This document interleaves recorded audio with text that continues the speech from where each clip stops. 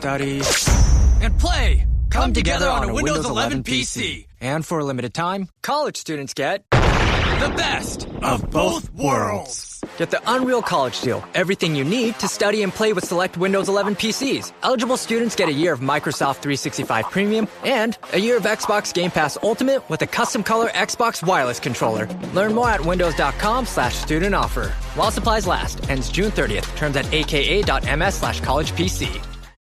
This episode is brought to you by Prime. What if you had one more chance with the one that got away? Sam, you came home. Based on the best-selling novel from Carly Fortune. Every Year After follows childhood friends Sam and Percy as they reunite in the dreamy, nostalgic lakeside town of Barry's Bay. Love can be hard to find. So if you're lucky enough to find that person, never let go. A second chance at first love. Every Year After, now streaming only on Prime. Zootopia 2 has come home to Disney Plus. Let's go! Get ready for a new case. We're gonna crack this case and prove we're the greatest partners of all time! New friends. You are... Gary the Snake. And your last name? The Snake. Dream Team. And new habitats. Zootopia has a secret reptile population. You can watch the record-breaking phenomenon at home. You're clearly working at Zootopia 2, now available on Disney Plus, rated PG. Hey, this is Timmy Ruff from the New Roses from Germany, and you're listening to Jay Scott and the Hook Rocks.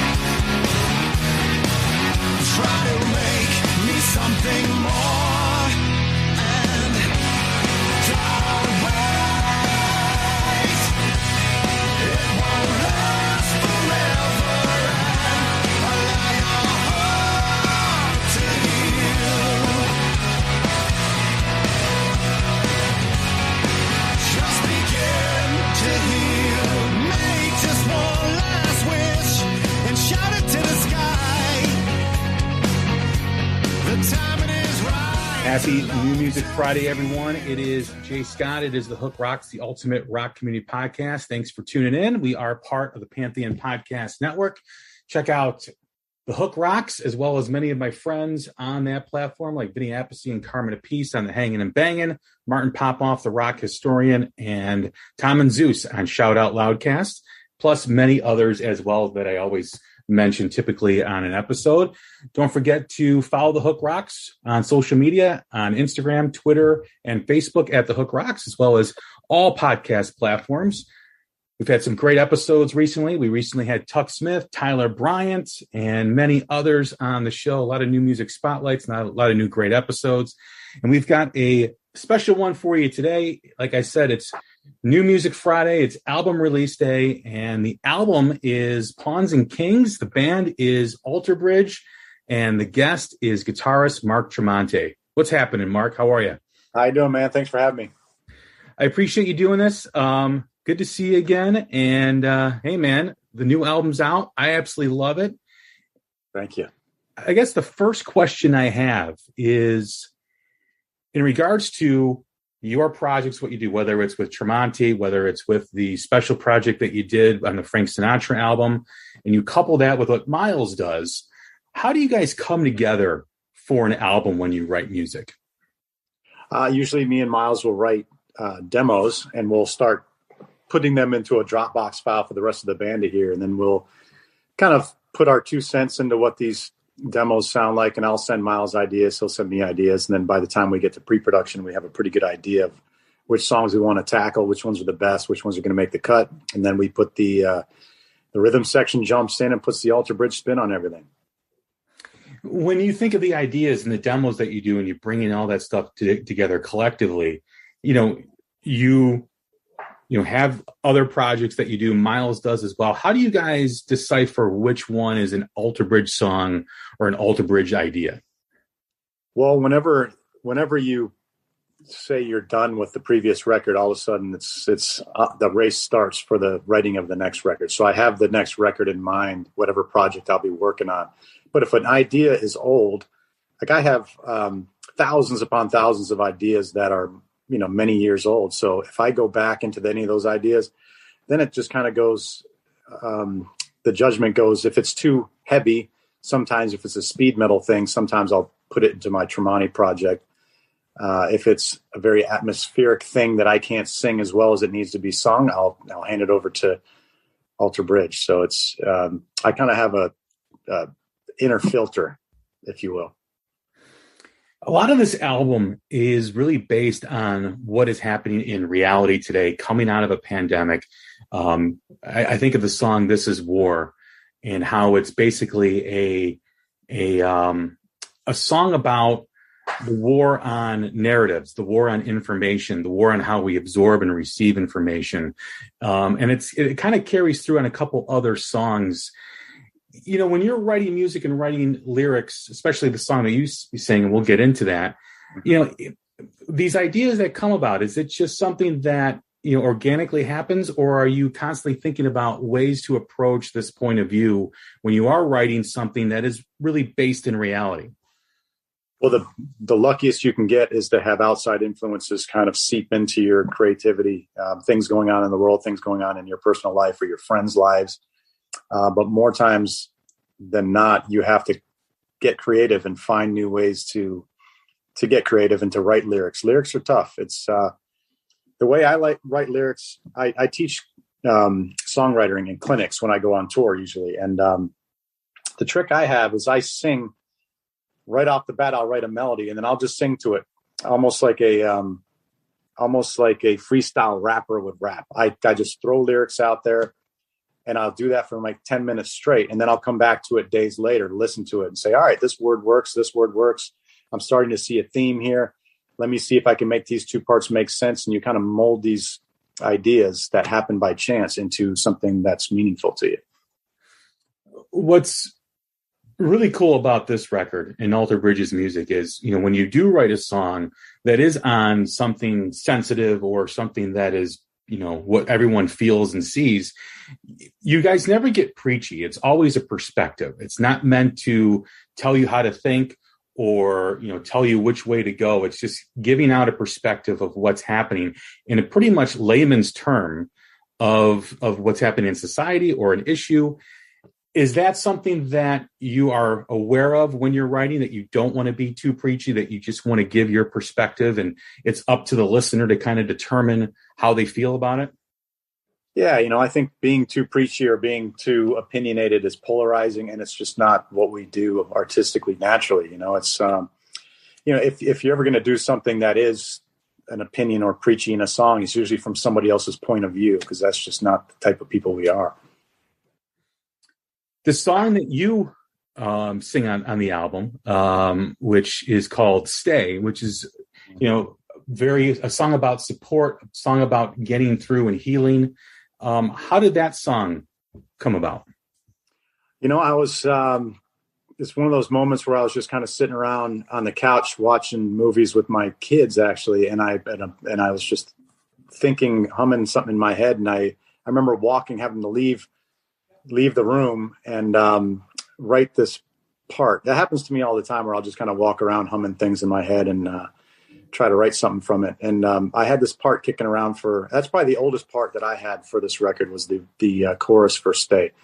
And then one day I was like, you know what, I better finish this idea. I sat down to try to write the verse, and I actually ended up liking the verse more than the chorus in the end. And the lyrics just came out naturally. It's more of like you said, all those reasons, all those meanings of those lyrics, also just kind of seizing the day. And getting on your 2 feet and embracing the challenges that await you.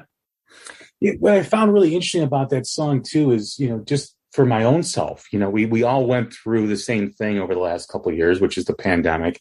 And it was a transition to get back to living because we had become accustomed to staying in or not going out as much, not being as active socially as we normally are. And that creates a lot of scars. It creates a lot of issues because you have to kind of reintroduce yourself to the world. And there were a lot of issues, whether, seeing my son who started high school, when this all began, and him kind of missing out on some experiences and, him kind of doing the same thing every day, and just knowing my own self, how social beings that we are. When you wrote that song, it has a lot of different meanings. You can wrap a lot of different meanings around it. And it really is a great theme for people coming out of this situation that are trying to get back to what it was and trying to feel those same feelings again. Yeah, well, I appreciate that you get that meaning out of it, because it's all these songs mean so many different things to so many people. And when I think when you set the mood with that melody and you put a lyric that means something to you to it, it's going to mean many different things to many different people. And I've heard so many people come up to me over the years and say, I love that this song is about this. And I'm like, I'm not going to correct you, because I'm great. That song has a meaning for you. It meant something different to me. So it's sometimes the toughest thing about explaining lyrics on a record is when I've heard artists explain it, I'm like, that kind of ruins it for me. I felt one way about it and the artist felt a different way. So I have to change my opinion on that song. But yes, they, could mean, like I said, many things to many different people. Looking at this record and looking at the music, kind of going back to what we talked about earlier, when you and Miles are working on different projects, is it hard to temper enthusiasm when you have an idea for a song for Alter Bridge and you're going through these cycles of other albums that you're doing, other projects that you're doing, like, oh, wow, I got this great idea, and you're sharing it with the band, sharing it with Miles. How do you temper that excitement and enthusiasm and stay in the moment with the other stuff while also looking forward to what you have coming with Alter Bridge? Well, I think what we have that benefits us by going back and forth is whenever we get back into another project, it's like starting all over again with that group of folks. And it makes it exciting, keeps it exciting for us. If we just stayed in Alter Bridge for 20 years straight and didn't do anything else, it might get a little stale. So I'm always excited when we switch gears. I'm excited to relearn all these songs that we recorded on this record to go play them live. And I'm also excited to get on tour and start writing for the next, Tremonti record or Alter Bridge record. That's an interesting point that you make, because back in the day, bands were bands and they stayed in that band for however many years that they were around. Very seldom do they do projects outside of that entity. Being in different projects and doing different things, does that help you evolve as a musician? Absolutely. By being in Alter Bridge, I was kind of I didn't like to get on the mic other than singing backup vocals. I didn't want to talk to the crowd. I didn't want to do these things. By going into the Tremonti band and being the front man of that band, it made me much more confident on stage, made me a better singer, better performer. And then when I went and did this Frank Sinatra record, it completely made me reevaluate how I look at how to sing. And now that I've got those tools and those techniques, it really helps me going forward. Helps you, when you're writing lyrics, when you're writing guitar parts, you're writing songs for all these different bands. Whenever you go back into whatever project you're working on, you're just coming with more tools and more colors to add to whatever you're already working on. As far as the evolution of the band, when you look back at the previous albums now to this one, Pawns and Kings, which is out today, everyone, so go check it out, go stream it everywhere, buy the physical copy as well. When you think of the previous stuff versus now, how has Alter Bridge evolved as a band? Well, if you look at One Day Remains versus this record, it's almost like it's two different bands at this point. We still, the one common thread is melody is the most important part of any song. Melody is top of the line for our concerns. But I think, on the first record, Miles wasn't even playing guitar. Miles has become such a big part of that layered guitar with Alter Bridge that it would seem crazy not to have him playing guitar anymore. And, I think our songs were simpler back in the very beginning. And I think just because we've had to write so many different records now, 7 different records with Alter Bridge, you don't want to repeat yourself. So you have to do something different. You got to learn how to add new elements into your songs, add new arrangements. So over the years, things I think have gotten just a little more involved, over the years. What does the album say for the band today? I mean, every album I look at for an artist or a band is kind of like a diary entry, where that band is perspective wise, emotional wise, musically wise too as well. What does this album say where you guys are at today? I think this just says, hey guys, we're trying as hard as we can to put out the best record we can to we've been gone for a while. You haven't seen us in a few years, and we're all guns blazing, so ready to go. The song Fable of the Silent Sun, which is kind of like the epic song on the album, it's over 8 minutes long. When you're putting together a song like that and creating a song like that, is the intention to write a song of that length, or does it just happen organically? It just fits to what you're doing?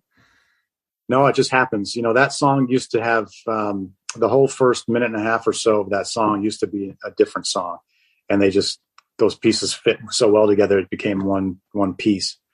And then you add parts for dynamics, and then you don't want to take away the other parts because they fit so well, and it just keeps on getting longer. Like a song like Sin After Sin, a 6.5 minute song. When I originally was writing that song, it was all based around the main riff of that song.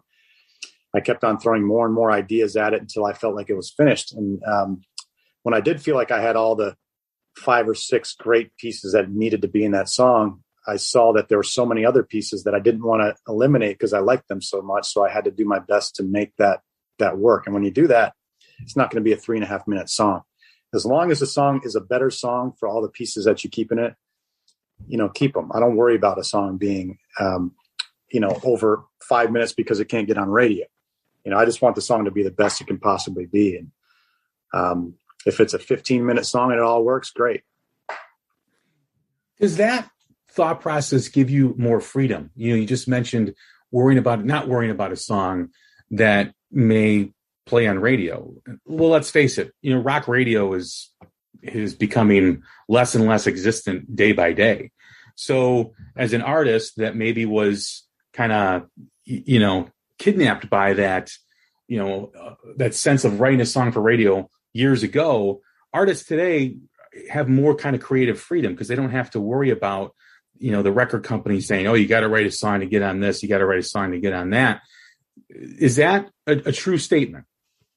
Well, we haven't had that kind of input since maybe the Blackbird record. Nobody's come into the studio or heard anything and said, well, it'd be great if you had a song like this or that.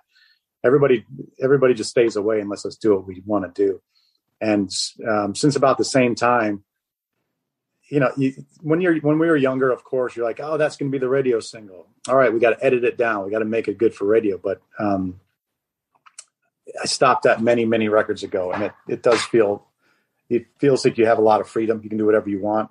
I think at one point we had written, I forget what record it was, but we put our single out and we put everything we had behind it, and we put all the marketing behind it and everything. And I think it reached like number 13 or something. It's like, what, a number 13 song is not going to push the needle for us. Let's not bend over backwards to try to get this to happen when we can just write the best songs we can and not have to, conform in any way. Because we often have this conversation here on the podcast about rock music being mainstream. And I've evolved my thinking where when I first started doing this podcast, I thought it was so important for rock to be back to mainstream. And now I look at it like rock is in the best place possible, in my opinion, because like you just said, you have artistic freedom. You can put out the music you want. You can, you're not owned by a corporation that tells you how to do this or tells you, to do that. I was talking to an artist a month ago, and the record label wanted him to do a Kanye West cover. you know, and you know, not having that attachment or not having that overshadowing an artist, I think really brings a lot of freedom, more so than ever before in rock music, because it's kind of left alone now because, you know, the big corporate record companies or whatever don't really care. I mean, it's sad to hear that, it's sad to say that, but there's a positive in that too. How do you feel about that? I think they still care when it comes to your huge artists, you know, your huge pop stars, your, you know, the biggest, the Taylor Swifts of the world. You know, I think still people, you know, the record labels and the people behind the business side of things probably still come to them and say, hey, I've listened to this record and I think we still need a single or whatnot. I still think that happens when you're talking millions and millions and millions of dollars flowing to these big companies.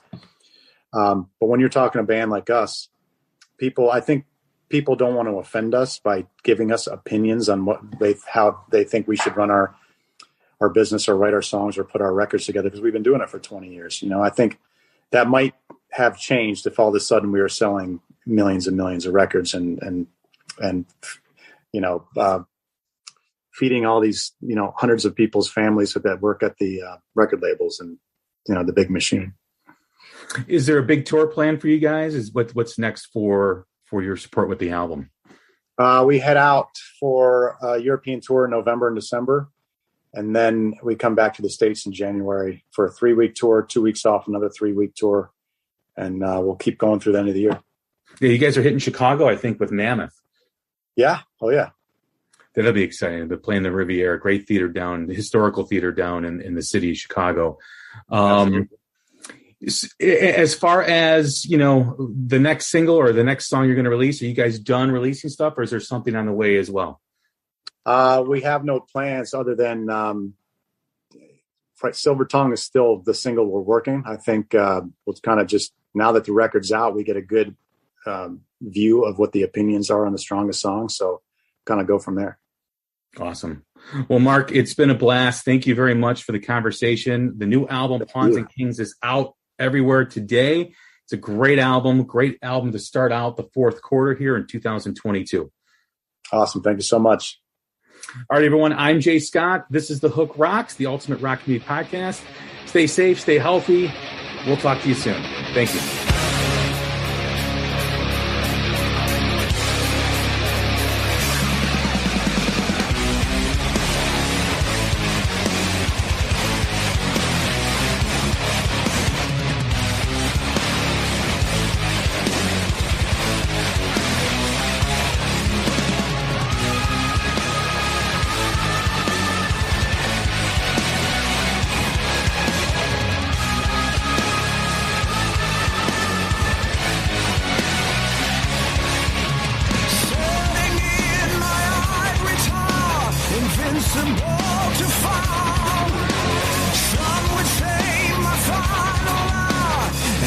Scale the wall.